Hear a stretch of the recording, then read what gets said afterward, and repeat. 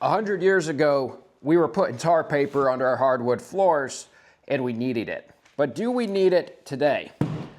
I don't really think so, and I'm going to tell you why. We still stick frame our houses today like we did 100 years ago, but there's some elements of the process that have changed greatly in regards to how we handle air and moisture.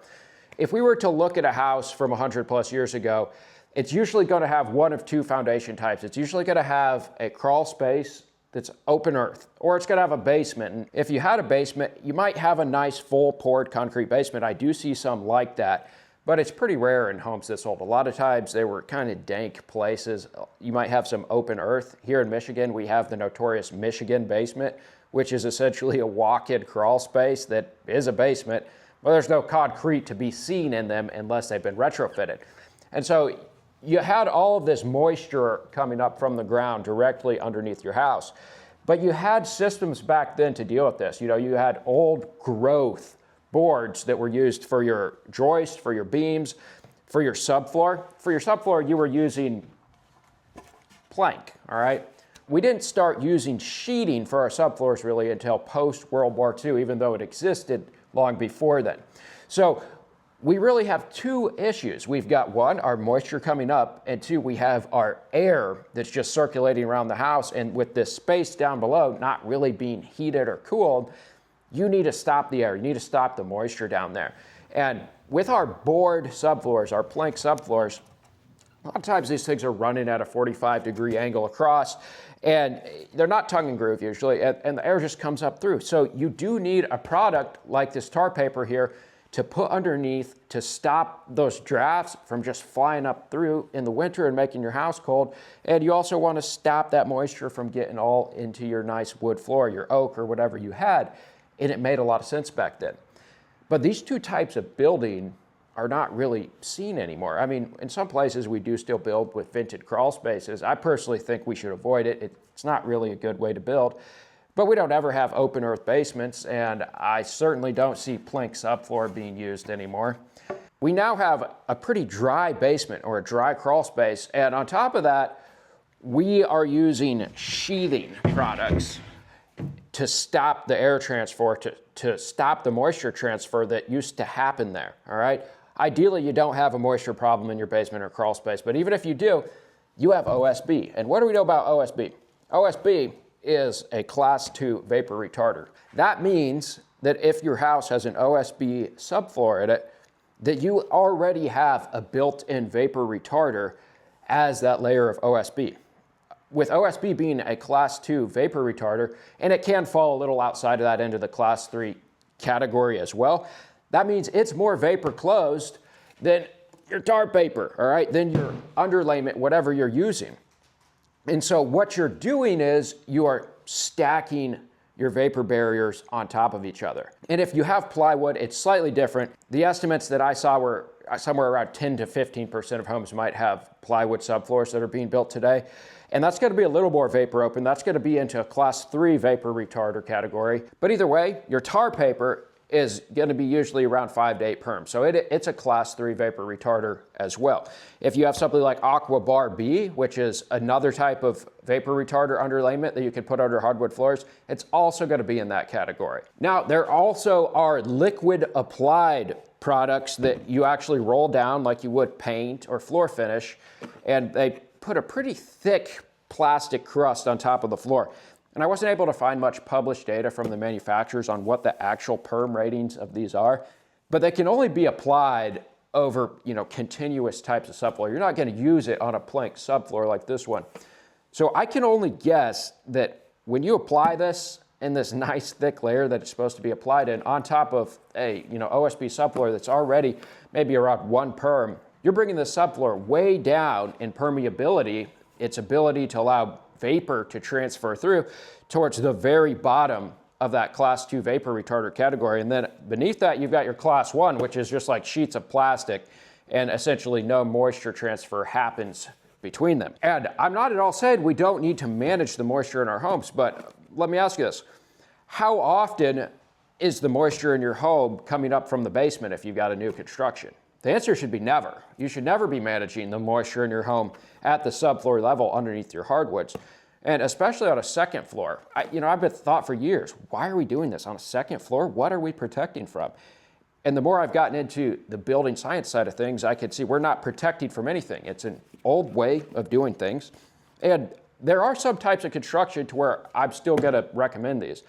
And if you do have a vented crawl space, you probably still need one, all right? Putting hardwood over a slab, you probably need to apply this, all right? This is how we would do it. I don't recommend either of those types of building. I don't think that they're a good idea. I think both are going to lead to moisture problems. With hardwood over concrete, you're just asking for moisture to wick up or come down and get trapped and cause a mold and rot problem underneath. And with a vented crawl space, you're letting all this moist air go underneath your house. And especially if you have like an open earth crawl space, this makes it even worse because then you can get standing water down there, and that can make the humidity levels inside of the crawl space way higher than even the air coming through. And so that becomes much, much worse than just a nice dry vented crawl space. I've been doing hardwood for almost 10 years now, and I'm gonna tell you, I have almost never seen a moisture problem that's coming from below. The moisture problems come from above, but I'll tell you the 2 times that I can remember seeing it ever that it came from below. One was over a vented crawl space, all right? And the floor just did start to microcup just a little bit in the spring. Okay, we can make an argument we should use one there. All right, I'm with you. The other one I've seen was over concrete, and the floor was actually rotting. It was disgusting. It had all these black spots in it. There was obviously a horrible mold problem underneath, but we just refinished it. The customer just wanted it refinished. They didn't want us to do anything about that, so we did. And I didn't know any better back then to say, hey, this is a big problem. We probably ought to do something about this. This is polluting your air. But my biggest concern with adding these unnecessary vapor barriers, in my opinion, is that we're actually reducing the wood's ability to dry. So when you install a hardwood floor, whether it's pre-finished or site finished, you seal the top, all right? You are massively reducing its ability to dry and for vapor to get through the pores from the top.